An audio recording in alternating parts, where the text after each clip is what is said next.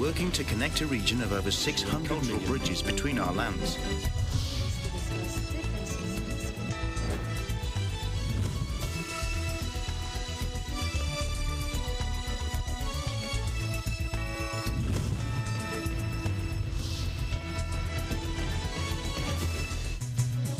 Hello, I'm Alma Angeles, and you're watching ASEAN in Focus, and we're coming to you live from Manila and Bangkok, Thailand. Hello, Faye.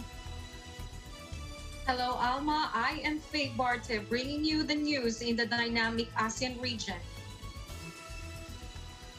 On today's headlines. Nelson Mandela International Day is an annual international day in honor of the South African leader, as officially declared by the United Nations in November 2009. And we were able to talk to Her Excellency Tina Harbede Nedshinse, South Africa's ambassador to the Philippines. National Security Advisor Clarita Carlos, who received her first briefing from the Philippine Coast Guard, dismissed the Chinese Foreign Ministry's recent remark that rejects the 2016 arbitral ruling that invalidated China's claims to almost the entire South China Sea as nothing new. President Marcos Jr. agreed to retain the COVID-19 alert level system for the time being, even as he seeks to reclassify restrictions that are compatible with the current milder strains that afflict the patients. Thousands of people gathered for a laughter session on Indonesia's resort island of Bali to heal themselves with giggles.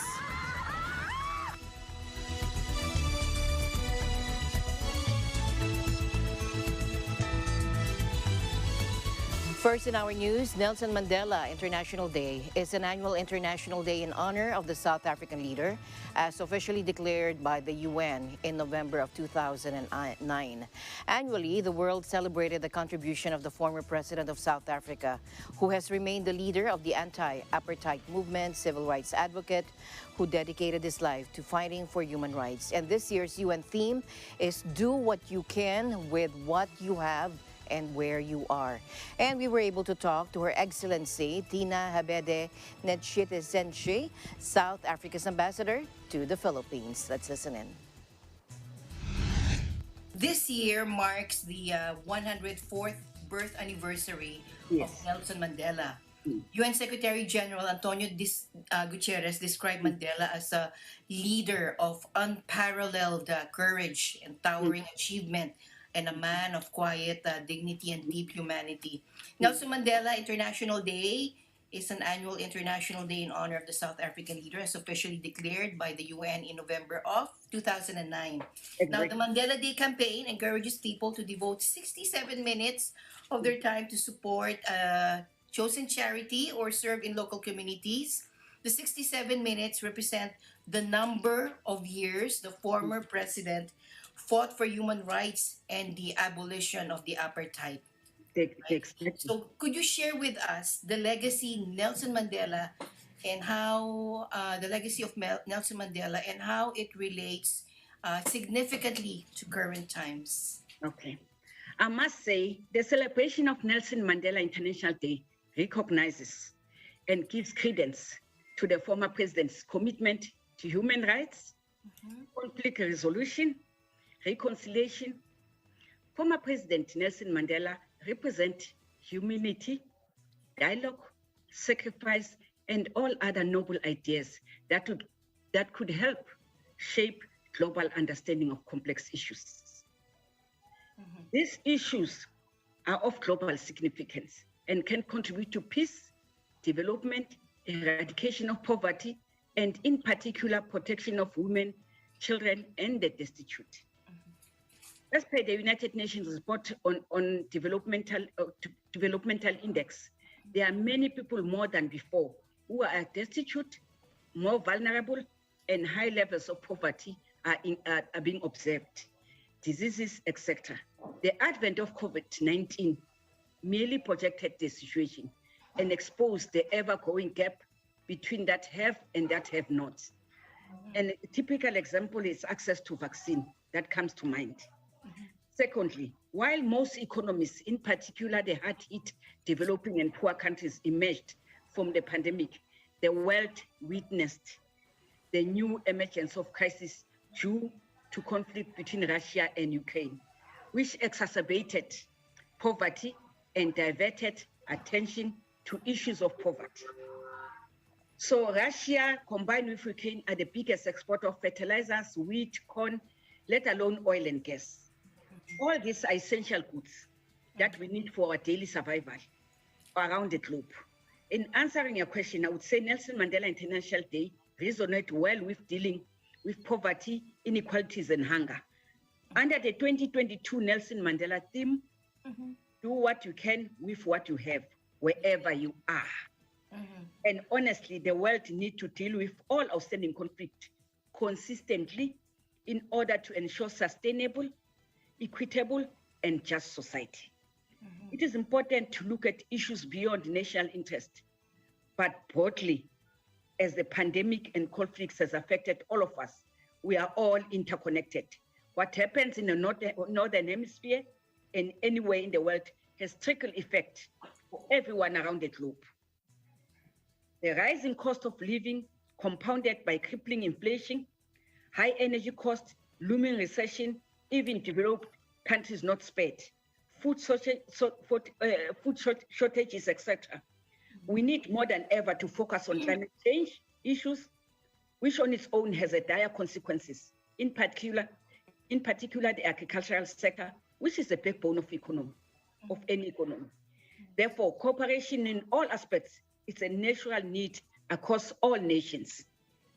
I think I've answered. Thank you. That's true. You mentioned do what you can with what you have wherever you are. That is the message of this year's celebration. How do we honor his contribution, leadership and freedom in these topsy-turvy times, these extraordinary times where basic freedoms are again being challenged all over the world? For instance, it's very important that people really resonate very well with the messages of Nelson Mandela. I've explained before, I said he represents humanity.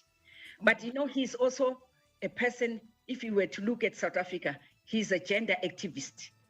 He has espoused to supporting children, as we know that in most people who are vulnerable are children, the women empowerment, the education, which is also critical to the Mandelas, what espoused in.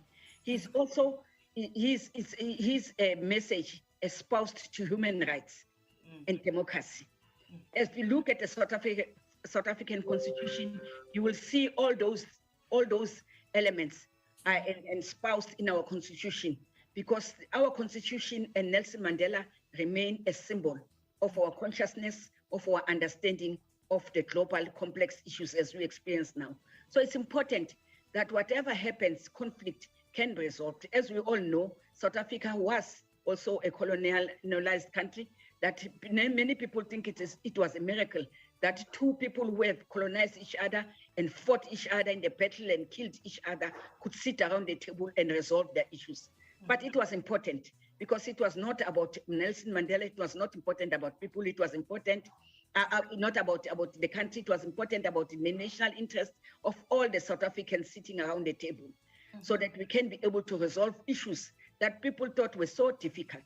But with Nelson Mandela, we're able to achieve those. So indeed, as I said he represents what the world today requires. His noble ideas are more important than before now. That's true.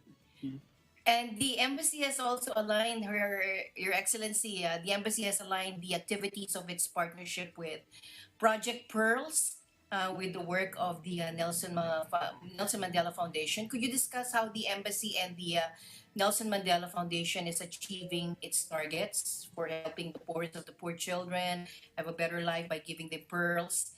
Pearls mean peace, education, aspiration, respect, love, and smiles through education, empowerment, nutrition, nourishment, and healthcare.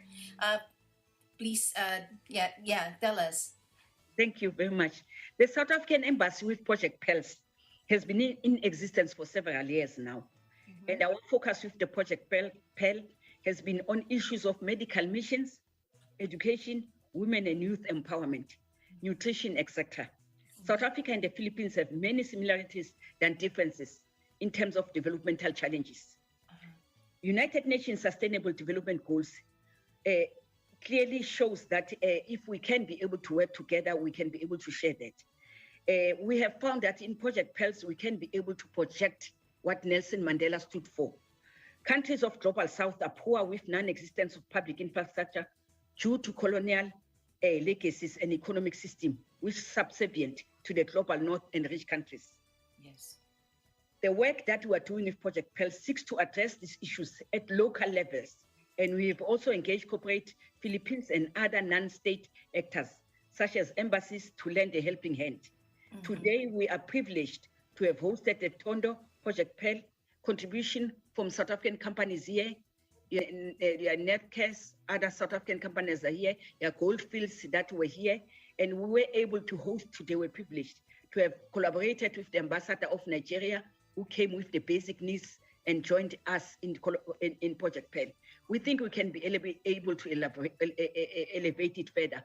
We have issued today the food parcels. We've delivered almost 400 kg of rice, good quality rice. We have provided today with your toothpaste, your face mask, and everything to the 300 children at Project PEARLS today. We think we can be able. We have elaborated and spoke to BRICS countries in Philippines. The Embassy of China will deliver some of its goods between today, because Nelson Mandela Week starts from today till Friday. They will be able to deliver some of the goods to the Project PEARLS. So we will be able to update our website of what they deliver on.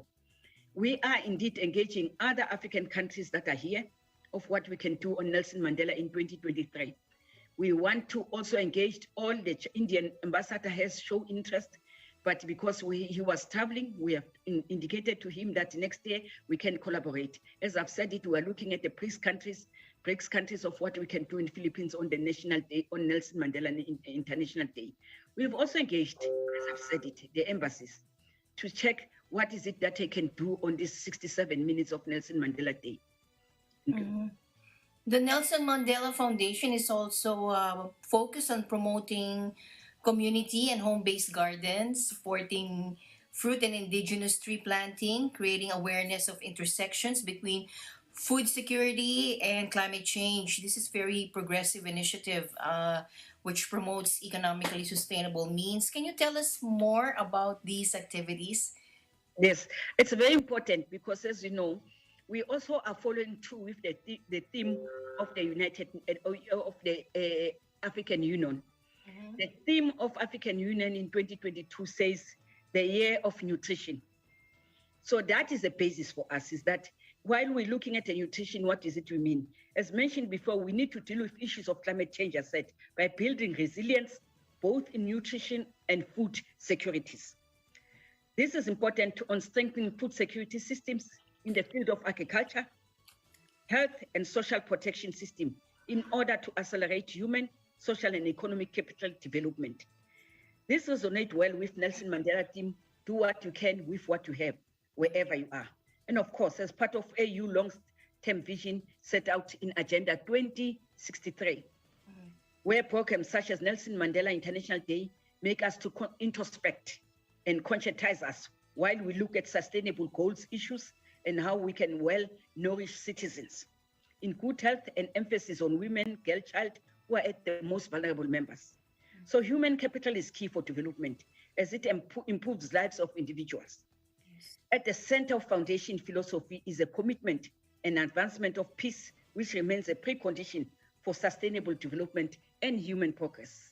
Tell us, Your Excellency, please tell us how the example of Nelson Mandela can be aligned to the Philippine situation. What lessons must be learned from his story and his love for South Africa? Thank you. South Africa is a diverse, multicultural country. I've said it before, we are the only country in Africa that has got almost close to 4 million white South Africans. We have close to 4 million people of Indian descent who come from India in the 60th centuries. I've said it today. We also have Filipinos. We have got a barangay in Cape Town in one of our provinces called Kalk Bay. That is a community 80% of Filipinos who came through the 16th centuries as merchants who work on the ship merchant at that time. They have now found South Africa as the 10th or 20th generation. They know no other country except South Africa. That is what makes South Africa relevant. And that is what anchors our constitution and our value systems. It is anchored on those things that we are such a diverse nation. We are 60 million nations, which has got so much diverse, both in terms of culture, ethnicity, and in terms of Ubuntu, what we call it, the spirit of togetherness. Yes. So I think the lessons that South Africa and the Philippines can share, particularly on cherishing ideas of caring society, in believing in selfless sacrifices for the betterment of human condition.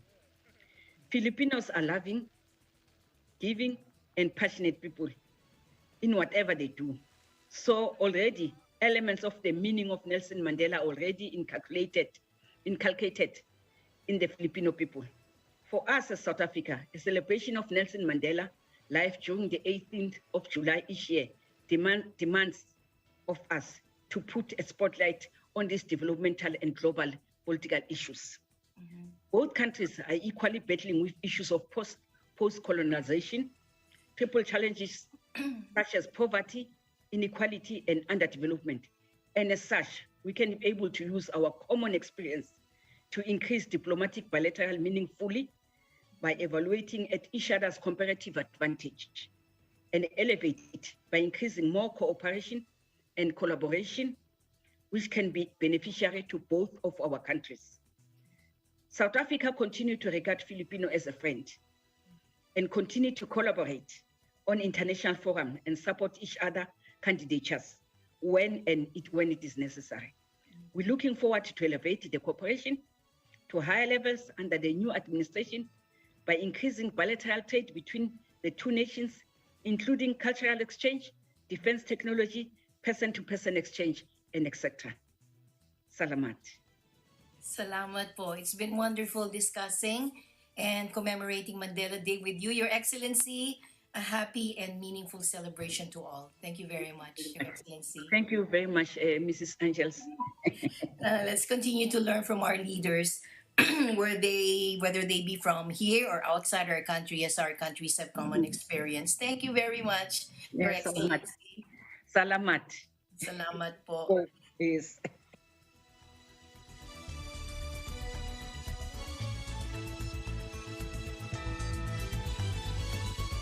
And in a related news, Britain's Prince Harry told the UN on Monday that the overturning of constitutional rights in the United States was part of a global assault on democracy and even freedom. Britain's Prince Harry addresses the United Nations as a General Assembly at its annual celebration of Nelson Mandela International Day. Let's take a look.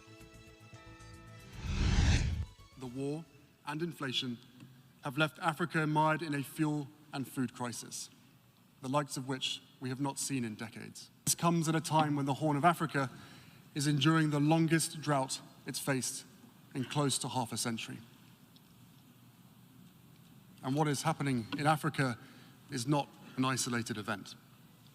The drought there is a reflection of extreme weather we are seeing across the globe. As we sit here today, our world is on fire, again. In their strength and in their deeds, Mandela's legacy shines as brightly as ever. They are my lifebelt. I hope they can be yours too.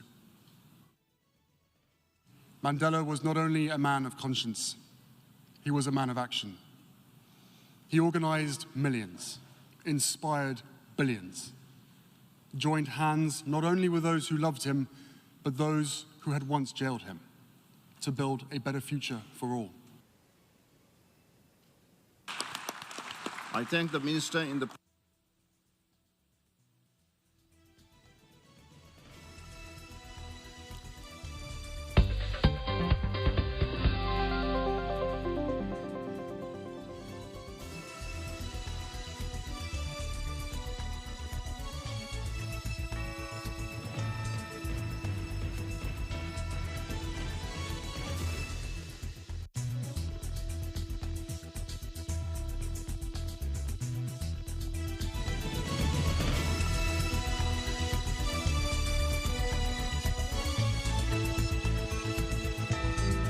Alam namin ang iyong pagsisikap. Dama namin ang iyong mga sakripisyo. Kita namin ang pagharap mo sa bawat pagsubok. Kaya sa kabila ng mga hamon ng buhay, nandito kami para umalalay. Kasi katulad mo, gusto rin namin ang magandang bukas para sa kanya. Hatid namin ang dekalidad na edukasyon at makabagong pasilidad sa abot kayang halaga. Kaya huwag ka na mangamba. Sasamahan ka namin tuparin ang mga pangarap niya.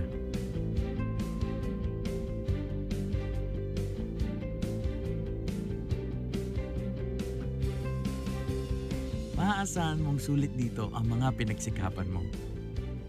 Sa aming mga makabagong pasilidad at sistema ng edukasyon. Mailalabas natin ang aking talino at mga kakayahan niya. Kahit sa munting halaga, makakasiguro ka na makakasabay siya sa mabilis na pag-ikot ng mundo. Sa New Era, karamay mo kami sa bawat hamon. Kaagapay mo kami sa bawat hakbang.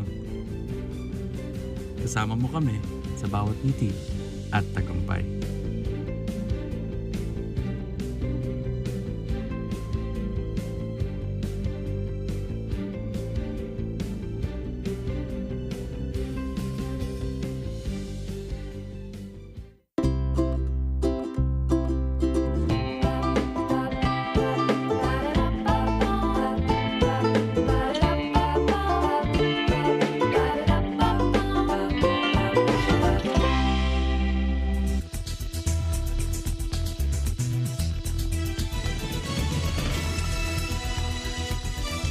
And the news continues here on ASEAN in Focus. We're still coming to you live from Manila and Bangkok, Thailand with Faye Barte. Meanwhile, dozens of Thai democracy activists were targeted by the controversial Israeli spyware known as Pegasus during the height of intense anti-government protests, according to an international digital rights group report. Now, massive demonstrations engulfed Thailand's capital Bangkok 2 years ago as thousands called for greater civil freedoms, as well as a loosening of the strict lei majeste laws that prevent any criticism of the monarchy.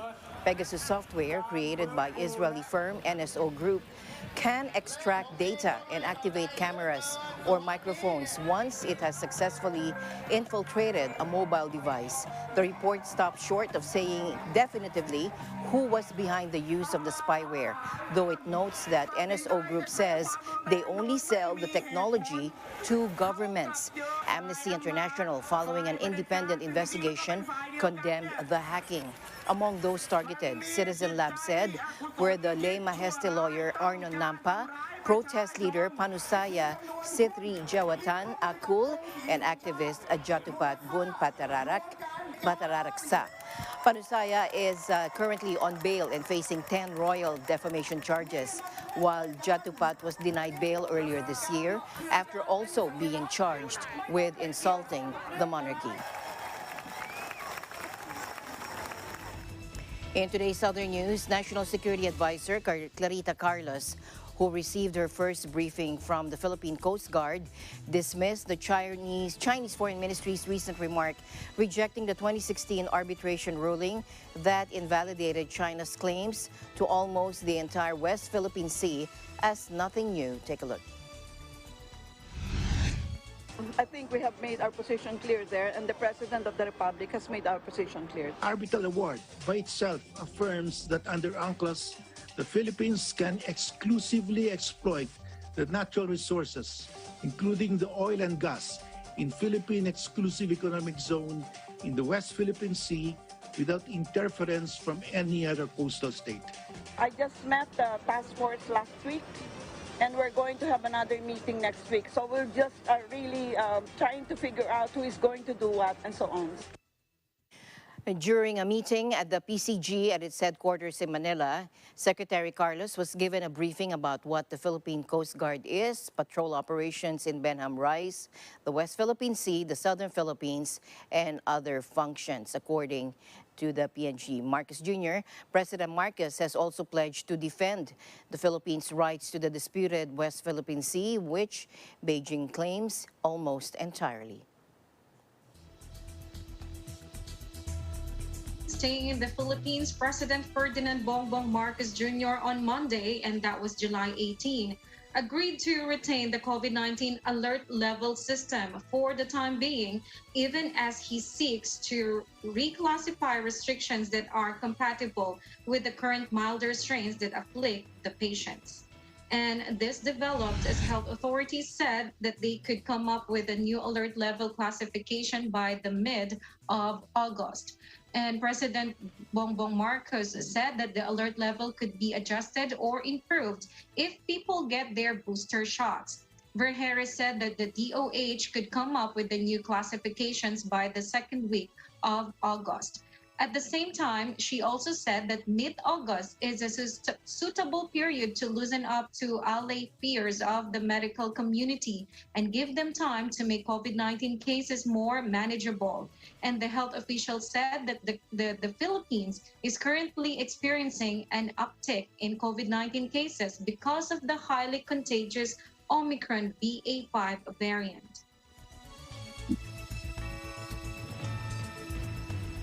And President Ferdinand Bongbong Marcos Jr. also wants the Department of Agriculture to come up with the Farm to Market Road, or FMR, master plan that will serve as a guide for the government in its bid to promote food security and empower rural communities.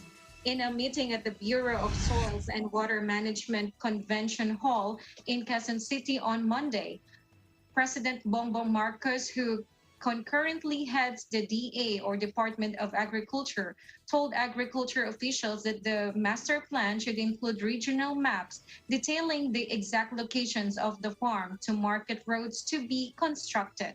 And the master plan must be studied thoroughly by the department and must be presented to the country's economic managers. And this was stressed by President Bongbong Marcos. The plan should also include funding source, payment terms, as well as the time frame for project completion.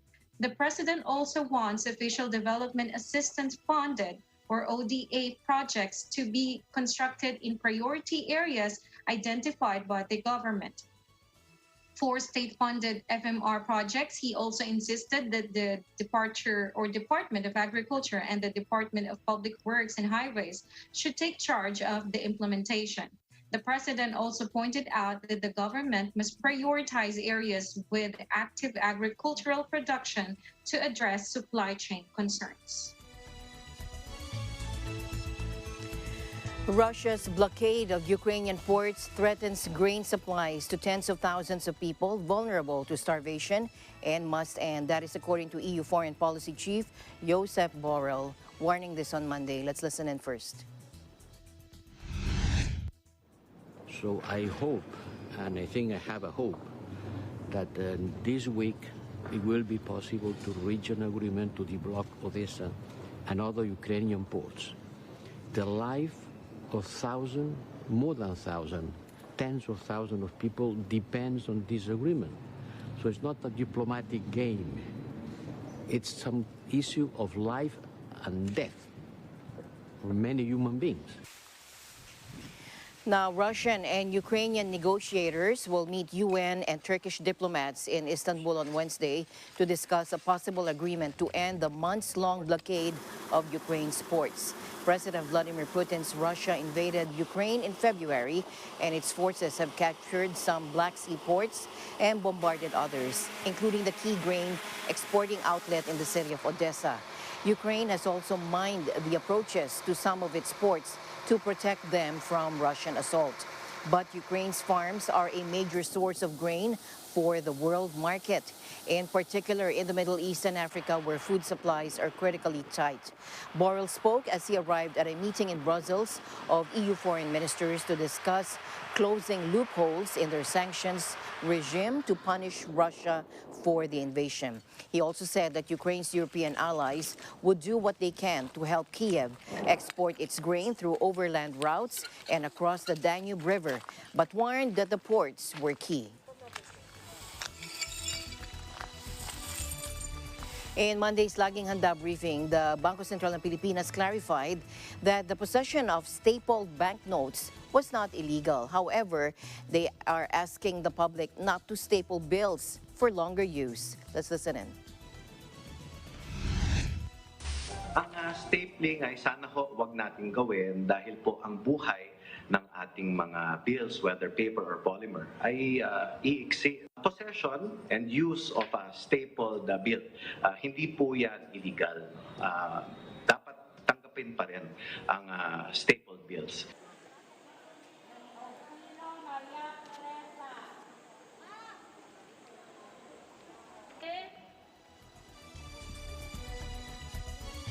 And a related news, a key official of the Bangko Sentral ng Pilipinas or BSP defended the BSP Monetary Board's off-cycle rate hike last week as a key move to bring inflation within government target by next year.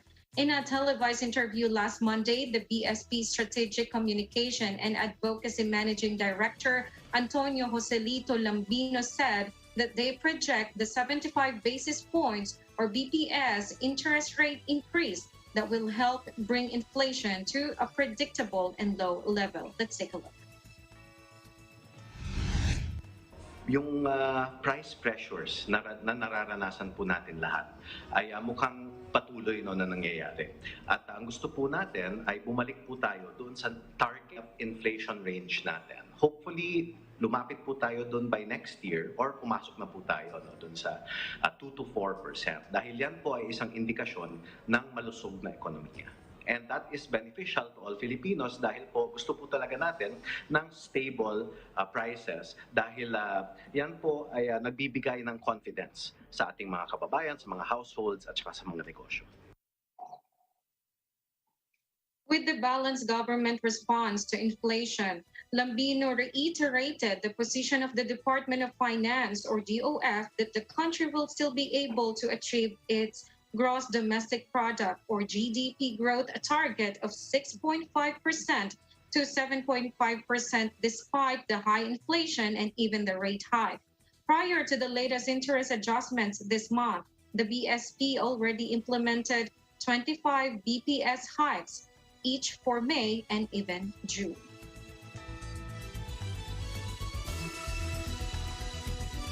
Separatists in Indonesia's restive eastern province of Papua claimed responsibility on Monday for the killing of 10 people over the weekend, accusing the victims of being spies for the governments in Jakarta. Let's take a look. Telah terjadi kekerasan yang dilakukan oleh kelompok kriminal bersenjata terhadap warga masyarakat sipil di Kampung Logolat, Kabupaten Duga, ya, dengan cara menembak dan membacok para korban.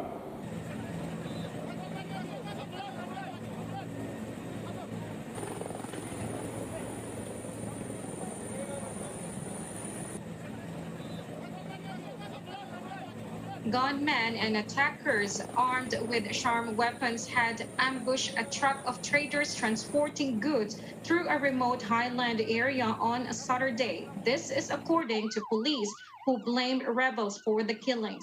The rebels in Papua, who have waged a fierce insurgency against Indonesian security forces for decades, have stepped up attacks recently, targeting workers they accuse of links to the state.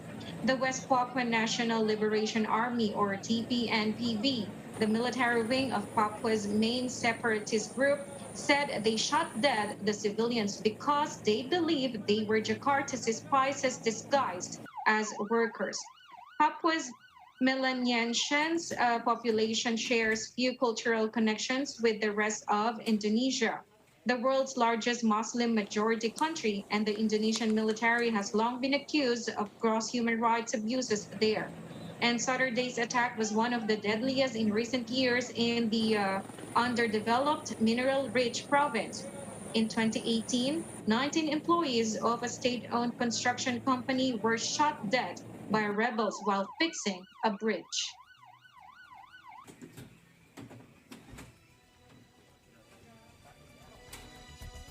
And ASEAN in Focus will be right back. Please stay tuned.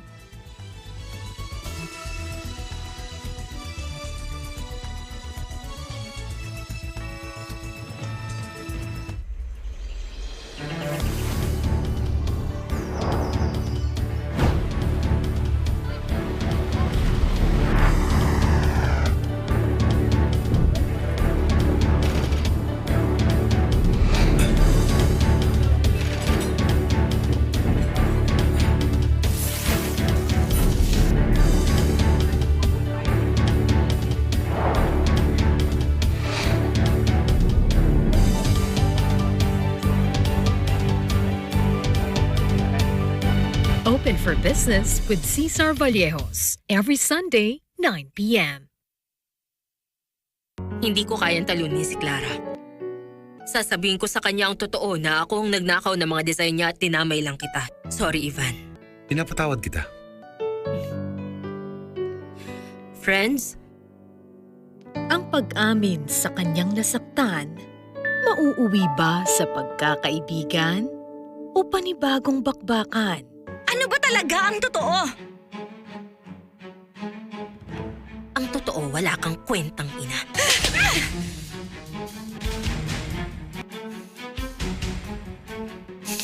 Bitiwan mo ako! Bitiwan mo ako! Manlalako ka! Masama kang tao! Sinungaling ka! Palabra de Amor. Panalo tayo pag together. Walang talo pag together. Let's stand together. Sa Net 25.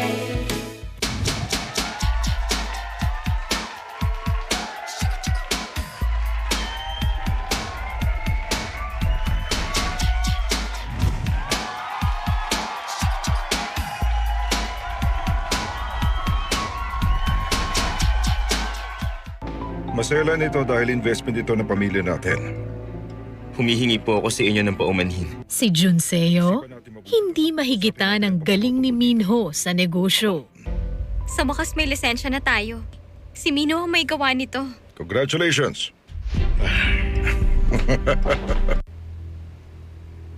Lagi niyang sinasabi na wala akong ibang ginawa kundi gamitin ang koneksyon ng aking pamilya. Ngunit hindi lang sa negosyo, sila magtatalo.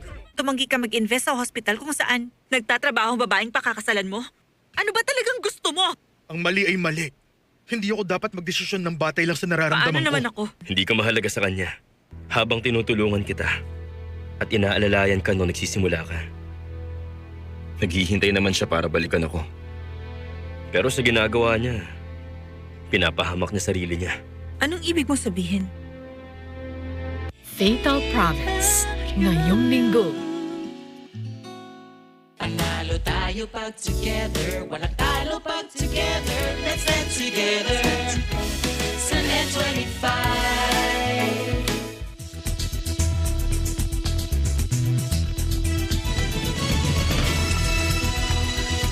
The news continues here on ASEAN in Focus. We're still coming to you live from Manila and Bangkok, Thailand with Faye Barte. The Philippines is among the countries in the world with the highest number of unvaccinated children against diphtheria, tetanus, and pertussis, or DDP, last year, according to the UN International Children's Emergency Fund, or UNICEF. UN agencies, WHO and UNICEF, said that for the second year in a row, because of COVID, tens of millions of children have missed out on key vaccines for preventable diseases. Take a look. This is the largest sustained decline in childhood vaccination in approximately 30 years.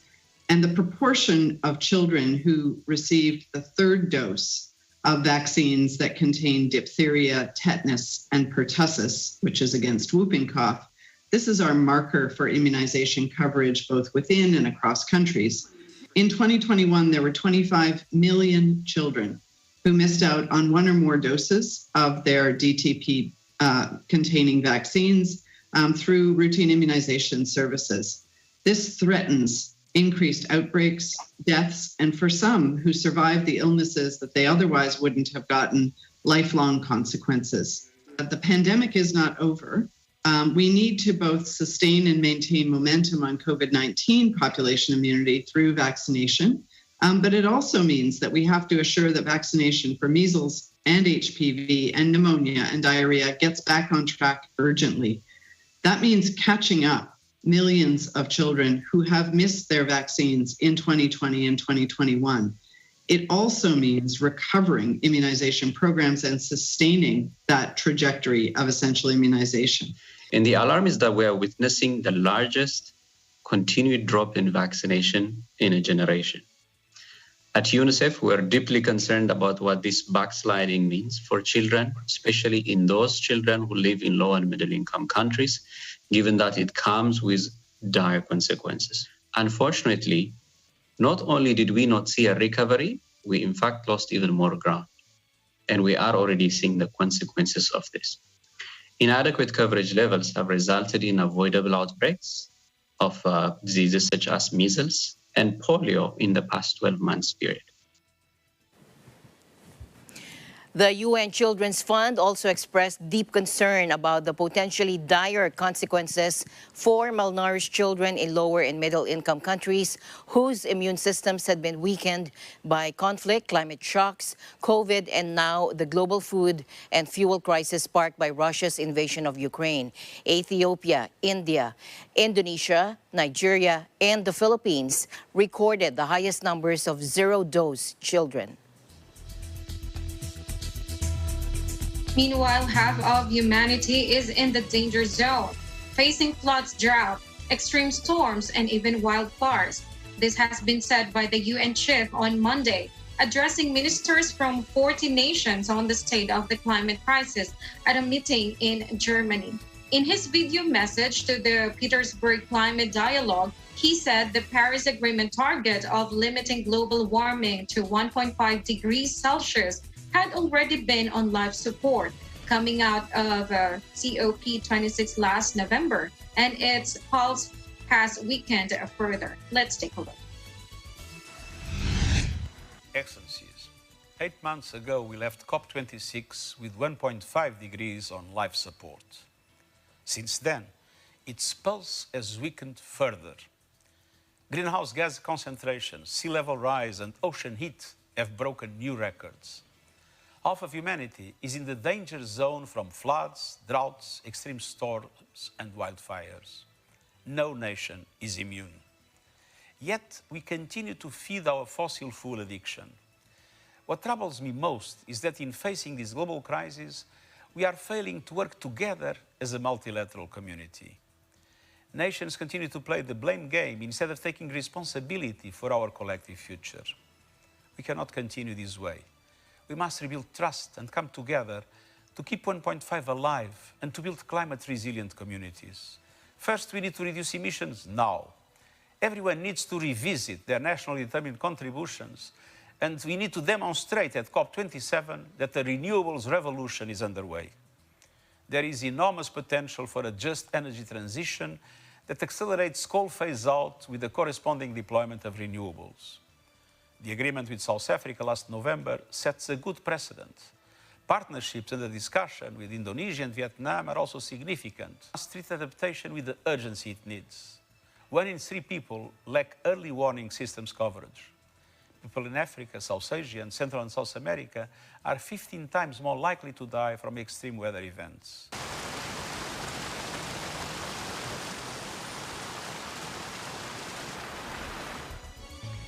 Malaysian customs officials presented a massive stash of rare animal parts, including elephant tusks, rhino horns, and pangolin scales, worth $18 million, thought to have come from Africa. The authorities foiled a smuggling attempt on July 10, uncovering the illicit cargo in Port Klang on Malaysia's west coast, hidden in a container along with timber. Take a look. Yang ini adalah terbesar, mana gading gajah ni kita anggaran nilai dia gading gajah campur tulang harimau, campur tengkorak harimau, campur sumbu badak, tenggiling dan lain-lain tulang tu kita lah anggarkan 80 juta. Yes. Now, the shipment included an estimated 6,000 kilograms or 13,200 pounds of elephant tusks, Malaysia's biggest single seizure of elephant ivory, according to Customs Department Chief Zazuli Johan. There were also 29 kilograms of rhino horns, 100 kilos of pangolin scales, and 300 kilos of animal skulls and other bones. He told a press conference the seizure had an estimated value of 80 million ringgit or $18 million, adding it was believed to have come from Africa without giving more details. Mr. Zazuli said Malaysia was not the shipment's final destination, but he didn't say where it was heading. Animal parts such as elephant tusks and pangolin scales are popular in countries where they are used in traditional medicine, including China and Vietnam. There have been no arrests over the seizure.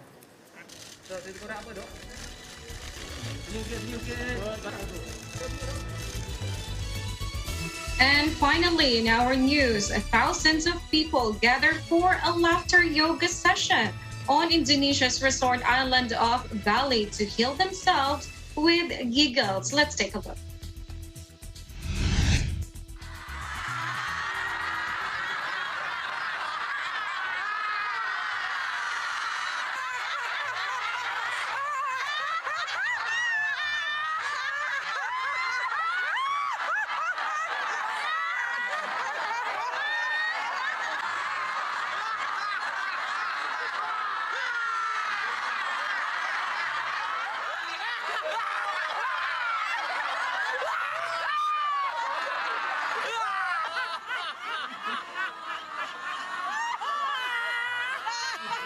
When you laugh, your immune system gets stronger, you don't fall sick, so you're more healthy.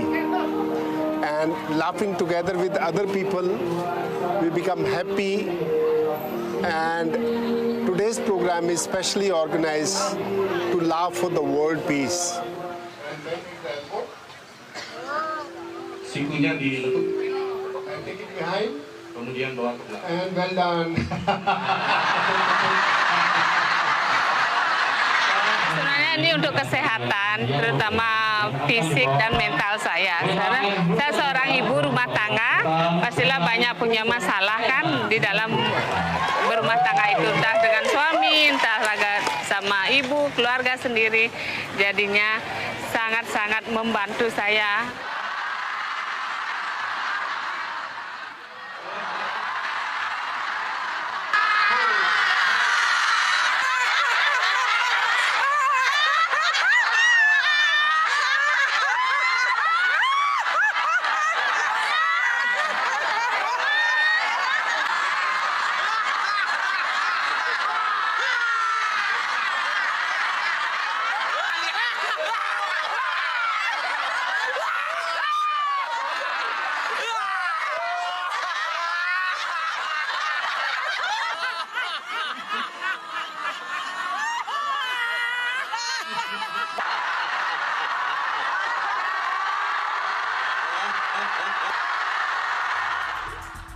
We all need that once in a while. And that is the latest news in the ASEAN region.